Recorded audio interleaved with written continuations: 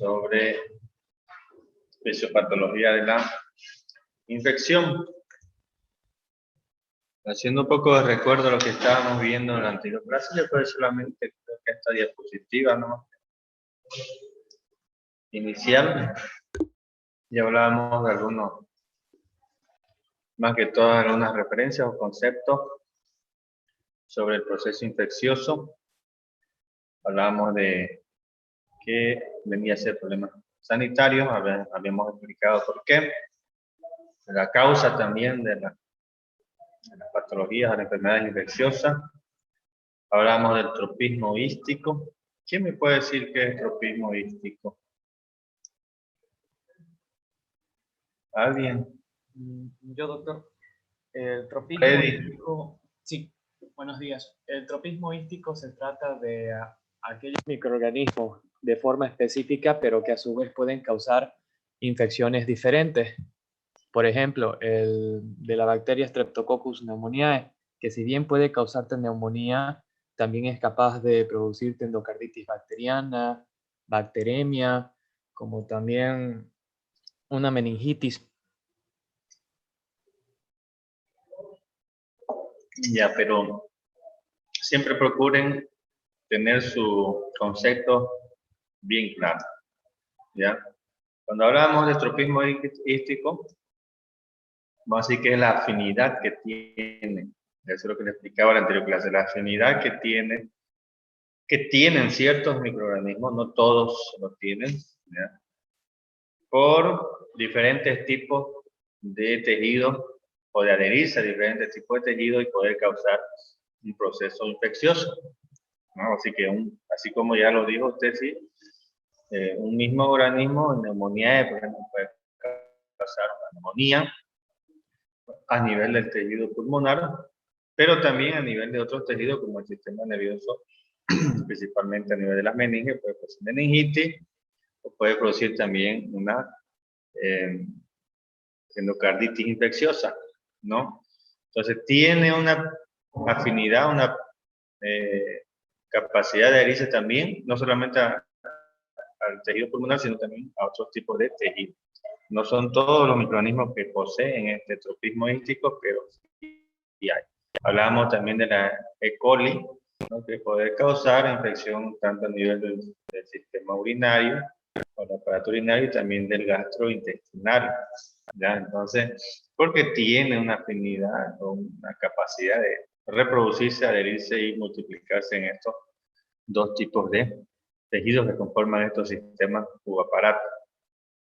Entonces, eso viene a ser el tropismo hístico. Ya continuando con lo que es el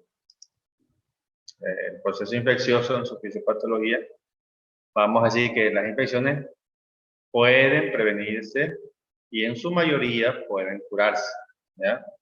Con mayor facilidad que otros grupos de patologías, porque tenemos prácticamente un arsenal de medicamentos antiinfecciosos que pueden ayudarnos en la cura y en la prevención de este tipo de patología. ¿Cómo las podemos prevenir? ¿Quién me dice? ¿Cuál sería una forma de prevención de enfermedades infecciosas? La higiene, doctor. Ya, la higiene. ¿Qué más? También Buen día, podría ser, doctor. doctor, en la alimentación. ¿Para qué nos ayuda la alimentación? Para tener un sistema inmunológico reforzado. Muy bien. ¿Ya? Buen ¿Qué día, más? doctor. Por ejemplo, ahora el barbijo, el uso del barbijo, como estamos con esto de la pandemia del COVID, también sería el uso de barbijo para ¿Qué sería prevenir la eso? infección de... ¿Qué sería eso? ¿Cómo se denomina esa práctica? A esos mecanismos que nos protegen. Bioseguridad. Bioseguridad. Utilizando cierto tipo de elementos que nos protegen de la llegada del microorganismo. Estamos hablando de la bioseguridad. Ahí está el uso del barbijo, estamos hablando del lavado de manos, entonces tiene que ver con el aseo personal, o sea, el cuidado personal también, el uso de gafas protectoras o algún otro tipo de elementos, ¿no? Como la bata, ¿no? El mandil también que nos protege. Y hablando de lo que es en cuanto a componente químico o farmacéutico, farmacológico o elementos, sustancias o principios activos, ¿cómo podemos nosotros prevenir enfermedades?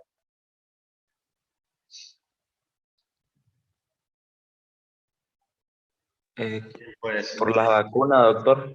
La vacuna. las vacunas, ¿no? Las vacunas, ¿no? Entonces, la vacuna es un sistema, un método, perdón, de prevención, una forma de prevención de enfermedades infecciosas, ¿ya? Y para curar enfermedades, pues tenemos, como dije anteriormente, un arsenal de medicamentos que nos ayudan a combatir de diferentes mecanismos. Cuando veamos ya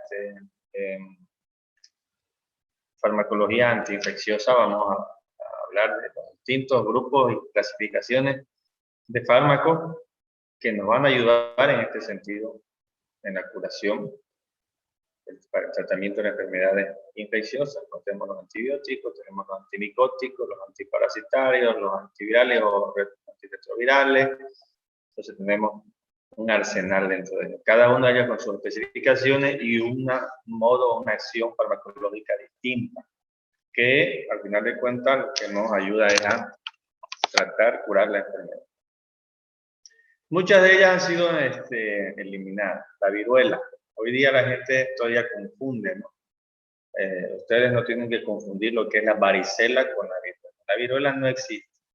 El año 1980 se presentó el último caso a nivel mundial y con eso se dio por erradicada la viruela a nivel mundial. Entonces no ha habido otro caso de viruela en todos estos años desde 1980. ¿Ya? Entonces, algunas se han eliminado. El sarampión, que se pensaba estar eliminado, pero hubieron brotes en África, también en Sudamérica, en Latinoamérica, el año pasado, los anteriores años hubieron, ¿no? Inclusive aquí en Bolivia también. Pero hay la forma de prevenir. Algunas se han llegado a controlar, la morbimortalidad también, sobre el uso de vacunas principalmente, ¿no? Malaria, principalmente acá en nuestro medio tenemos zonas endémicas, ¿no? Que se pueden controlar mediante cuidado, prevención, profilaxis, ya sea con vacunas o medicamentos. Y también surgen pues otras patologías que dan problemas epidemiológicos. Hoy día estamos viviendo nosotros una de ellas, que es la de la COVID-19, en el cual hemos tenido que enfrentar sin prácticamente conocer a ciencia cierta qué pasaba con el virus o qué realmente producía en su inicio. Posteriormente los estudios ya fueron indicando qué es lo que ocurría, qué causaba en las personas, y de acuerdo a eso también ya fueron apareciendo protocolos de tratamiento, ¿no? Pero lo que sí generan son problemas sanitarios, epidemiológicos y terapéuticos. Ha aumentado, y esto es muy importante que ustedes lo tengan en cuenta, ha aumentado las infecciones por microorganismos que antes se consideraban saprófitos. O sea, aquellos que conviven normalmente con nosotros, lo que se conoce como la microbiota. Antes, lo que es ahora microbiota, antes, ¿qué se denominaba? ¿Quién sabe?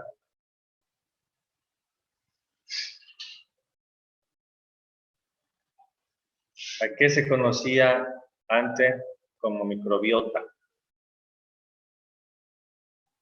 Si no lo llevaron en microbiología el año pasado es porque están, o no lo estudiaron o están desactualizados.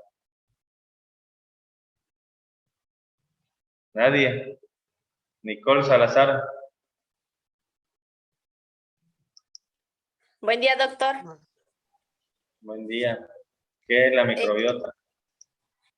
En microbiología llevamos el año pasado y se refiere a la microbiota bacteriana. Es una bacteria que vive en las mucosas corporales, el cual nos defiende ante algunos agentes infecciosos. Una bacteria, eso.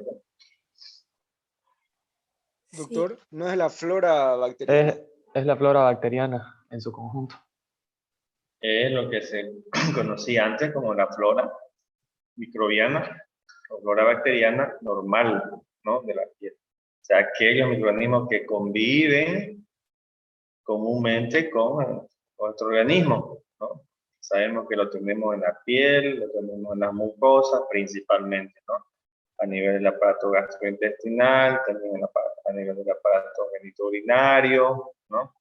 Entonces, y son, como decía su compañera, prácticamente defensivos para nuestro cuerpo porque compiten con los microorganismos infecciosos o patógenos y compiten en el sentido de los nutrientes, de la multiplicación, todo lo que conlleva la colonización bacteriana y no permiten que los patógenos se desarrollen en cierto grado. Pero ahora se ha visto un crecimiento de lo que se denominan las enfermedades oportunistas por estos considerados saprófitos que forman parte de la microbiota. Porque también el cambio de estilo de vida de las personas ha dado lugar a eso, ¿no?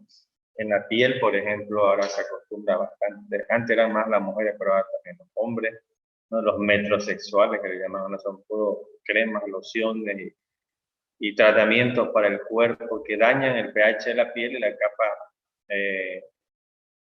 oleosa que protege también a la piel, ¿no? Esa cubierta de grasa que la glándula apócrinas de nuestra piel secretan para para tener esa protección extra en nuestra piel. Todo eso se elimina con el uso de todo tipo de sustancias, lociones o tratamientos estéticos para la piel y llegan a dañar, inclusive en los niños, ¿no? ¿Por qué se ve tanta infección en los niños de la piel? Porque ahora ya los bañan con ciertos tipos de champú que son perfumados, que le echan lociones para que huela rico, sin tener en cuenta que están dañando principalmente el pH de la piel y la capa lipídica que nos protege de muchas infecciones superficiales, ¿no? Entonces igual las mujeres con algunas cuestiones en los baños íntimos, no lociones íntimas, también los varones, da lugar a que se alteren las condiciones naturales de las cavidades y entonces da lugar a infección.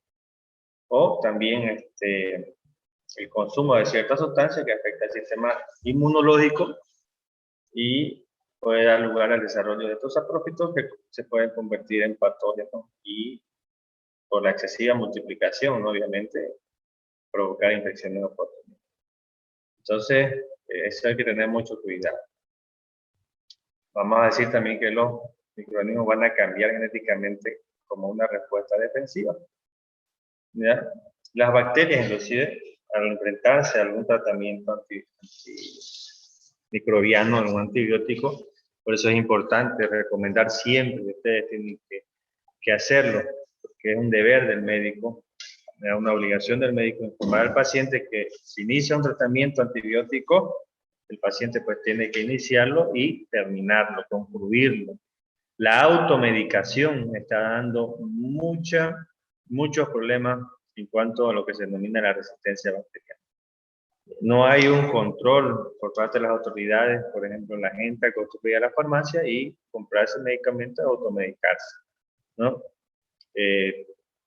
Dolores de cadera, ya la gente ya nomás lo atribuye a una infección urinaria, porque le duele la espalda baja, la zona lumbar, lo atribuye que tiene problemas en los riñones, infección en los riñones, entonces se va a la farmacia, el farmacéutico estudia un poquito más inconsciente y irresponsable, le vende lo que el paciente le pide, solo por vender, ¿no? Sin saber siquiera si el paciente de verdad o no tiene un proceso infeccioso.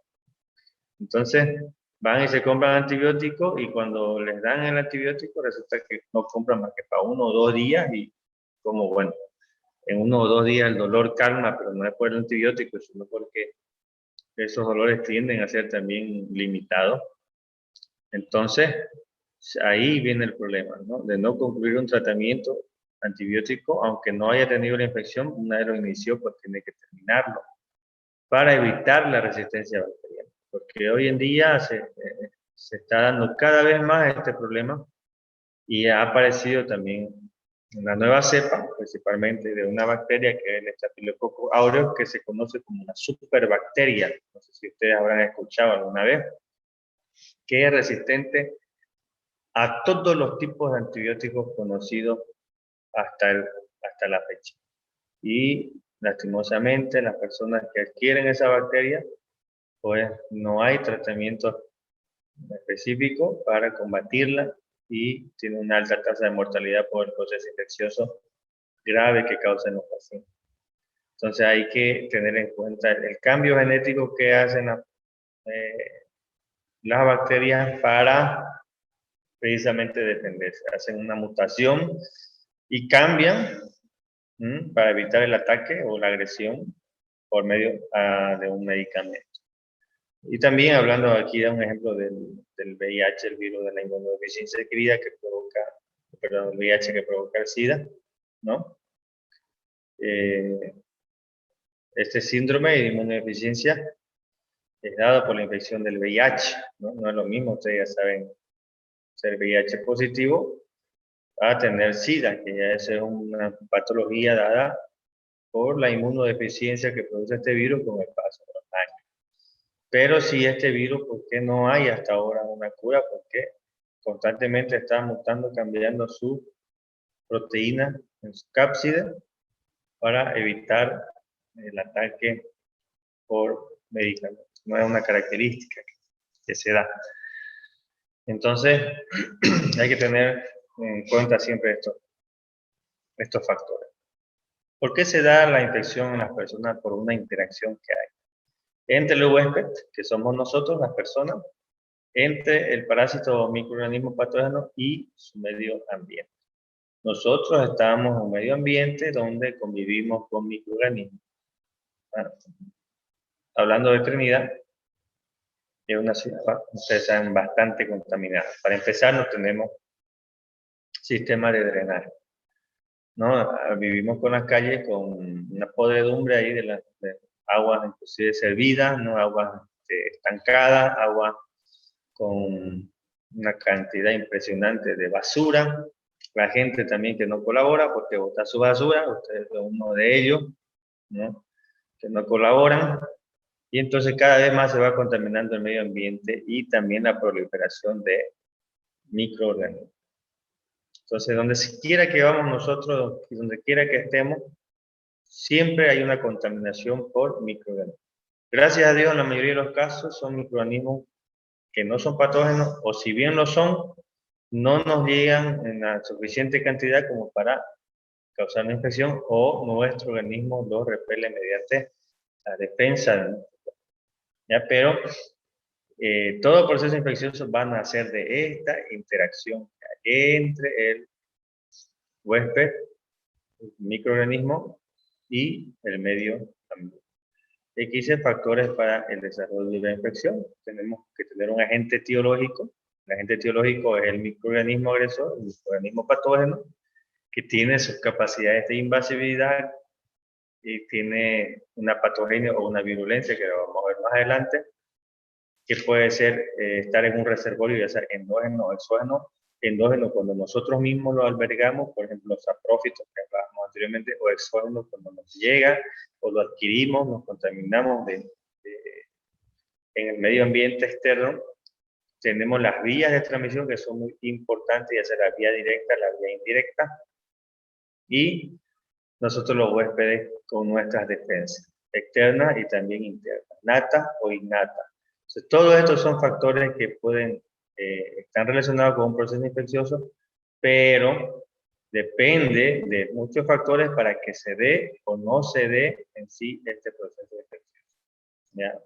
Vamos a ir viendo conforme vamos avanzando el tema. Ahora, ¿conocen ustedes los modos de transmisión? ¿No? ¿Conocen los modos de transmisión? A ver, vamos a ver aquí en mi lista, ¿ya? Tengo solo 43 participantes. ¿Qué cosas?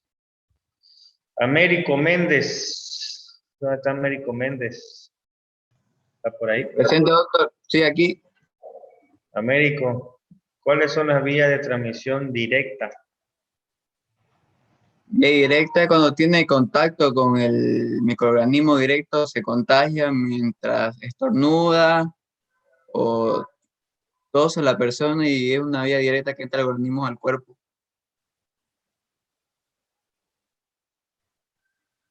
A ver, repítalo otra vez. Es cuando tiene contacto directo contra el microorganismo, cuando la persona estornuda y entra al organismo, el sistema. Tiene contacto directo con el microorganismo. Cuando No la es persona... no es con el microorganismo. Todos tenemos contacto siempre directo con los microorganismos. Es con la superficie contaminada o con el material contaminado o con la persona contaminada. ¿No ves? Sí. Y nos llega, ya ahí vienen los ejemplos, ya no, ya vienen los ejemplos, vía directa, deme un ejemplo específico. Eso que me dijo usted al toser, al estornudar y todo eso, ¿será vía directa? ¿O contacto directo? Deme Contacto un directo. ejemplo específico. Pero es lo mismo, vía directa o contacto directo, es lo mismo. Pero quiero que me dé un ejemplo específico de eso.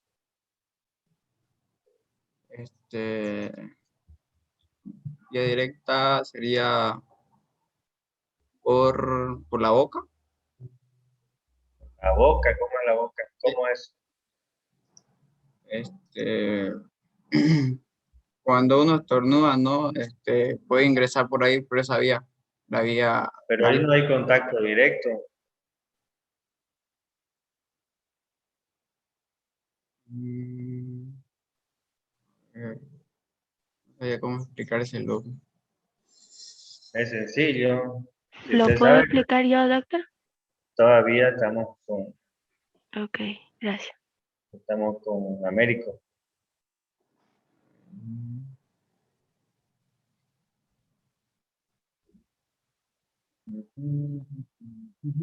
¿Cómo es, Américo?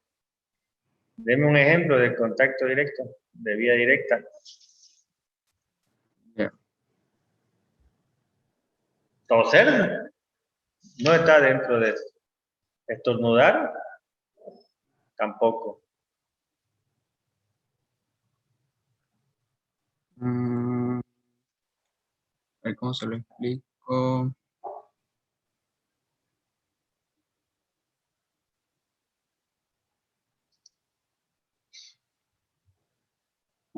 ¿Sería tocar o...?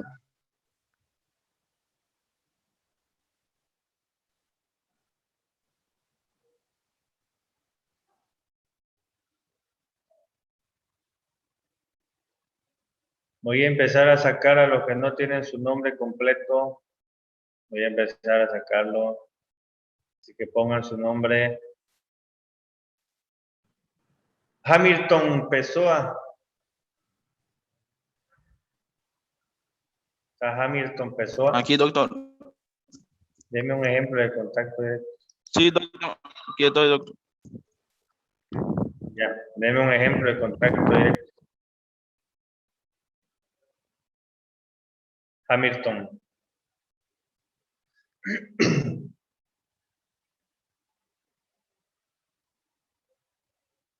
Sería por el beso, doctor.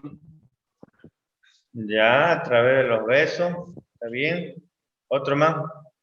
Sí. Ahí hay contacto directo. Y por transmisión de gota, sí, contacto directo. Y Pero eso es, creo que contacto directo con un estornudo de una persona. Digamos, eso no es directo, porque la persona no lo está pasando directamente, viene por una vía. ¿Qué vía es esa? ¿A través de qué van eso se vería en el beso, digamos, la vía oral. Ah, eso sí, pero porque hay un contacto entre las dos personas. Es un contacto directo. Pero si la persona estornuda, no está cerca, no nos está tocando su boca, no eso está es indirecto. tocando con alguna parte de nuestro cuerpo, ya no es contacto directo. Claro. Las gotitas se Igual transmiten transmisión por sexual. qué vías. Ya la vía de transmisión sexual, eso es un contacto directo, está bien. Y eso del toser, estornudar, ¿qué tipo de vía sería? Sería indirecta, doctor. ¿A través de qué Por el mecanismo? aire. ¿A través de qué vía? A través del aire, aéreo. ¿Ya? Entonces no Igual por confundan lo lo que es directo con indirecto y las vías que se ocupan. O sea, un mecanismo directo, un mecanismo indirecto y las vías por las que se ocupan. ¿Qué otro conoce como indirecto? A ver. Como los mosquitos, los vectores. Vectores también, esa es una vía indirecta, correcto. Ya, muy bien. ¿Esto es importante o no es importante conocer entonces? Importante. ¿Ah? Sí, es muy importante, doctor. A ver, Jürgen, o Jürgen, no sé cómo lo conocerá, yo sé que es Jürgen, o Jürgen. Hola, doctor, buenos días. Aret, Lacoa. ¿Es importante o no es importante saber por qué vías o qué mecanismos se transmiten los microorganismos? Es importante, doctor. Así A ver, podemos explique. evitar futuras infecciones y brotes. Podemos evitar, ¿qué se llama cuando nosotros decimos evitar? ¿Qué término utilizamos? Profilaxis. Profilaxis con sinónimo de eh, es un sinónimo de prevención. prevención, ese es el término correcto. ¿Ya? Profilaxis es cuando administramos algún tipo de principio químico, fármaco o sustancia para evitar contraer una enfermedad. ¿Ya? Pero la prevención viene más relacionada a lo que estamos diciendo ahora. Conocer los mecanismos por los cuales vamos a desarrollar o a evitar que nos contaminemos, nos contagiemos y tengamos... Son sinónimos, ¿no? Prevención con profilaxis, pero la profilaxis utilicémosla más cuando se administra, por ejemplo, una vacuna, ¿no? Estamos haciendo una prevención profiláctica, ¿no? O algún medicamento, algún fármaco para evitar contraer una enfermedad cuando vamos, por ejemplo, a alguna zona endémica, por ejemplo, vamos a una zona endémica de malaria, tenemos que tener la vacuna o si no, consumir previamente antes del viaje algún fármaco que evite que al adquirir nosotros de repente el microorganismo podamos evitar la enfermedad. ¿Ya? Entonces esto es muy importante que lo sepamos, manejemos así a las personas, a nuestros pacientes también les podemos decir, hay que evitar esto, hay que hacerse bien las manos, hay que lavar bien los alimentos, tápese la boca para toser o para estornudar, y si lo hace, lávese cuando estornude, las manos o el codo o la parte interna del brazo, para que no esté contaminada el área, ¿no? Fumigar. Entonces, todas las recomendaciones de prevención las podemos nosotros indicar a nuestro paciente conociendo las diferentes vías, mecanismos o modos de transmisión de los microorganismos. ¿Vamos? Muy bien, seguimos. Con los agentes infecciosos hay que tener en cuenta estos dos factores fundamentales. ¿Ya? Primero, detectar el órgano o sistema afectado. ¿Y cómo podemos detectar el órgano o sistema afectado? ¿Cómo sabemos qué órgano o qué sistema está siendo afectado? ¿Quién me puede decir? ¿Alguien tiene alguna idea de cómo podemos saber? Por medio de signos y síntomas, Doc. Correcto, eso es correcto, ¿no? La signosintomatología nos va a indicar qué órgano o qué sistema está afectado. Si un paciente viene con tos, ¿qué decimos? ¿Tiene algún problema infeccioso a nivel de las vías aéreas? ¿Ya? Ahora tenemos que averiguar dónde es vía aérea superior, vía aérea inferior, qué tipo o la variante de los síntomas o signos que pueda tener para detectar específicamente dónde está el problema, porque puede ser a nivel del parénquima pulmonar, puede ser a nivel de los bronquios, puede ser a nivel de la orofaringe, nasofaringe. hay que saberlo también detectar de acuerdo a las variantes sintomatológicas que tiene el paciente. Indagar, ¿no? La anamnesis y el examen físico es muy importante. Ese sería un paso fundamental en los procesos infecciosos. Detectar entonces el órgano o sistema que está siendo afectado. Y el segundo, conocer con precisión el agente causante de la infección.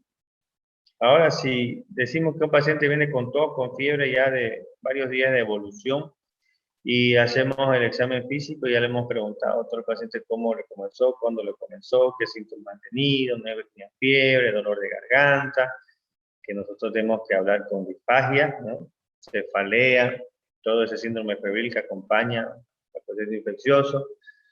Y hacemos el examen físico y vemos una amígdala que están hiperémica, están congestivas,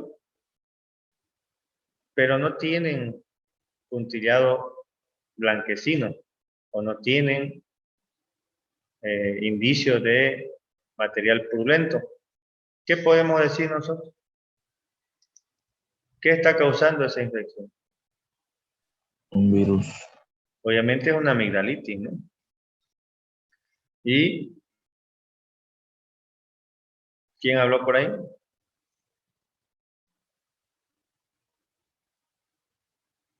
¿Quién habló por ahí?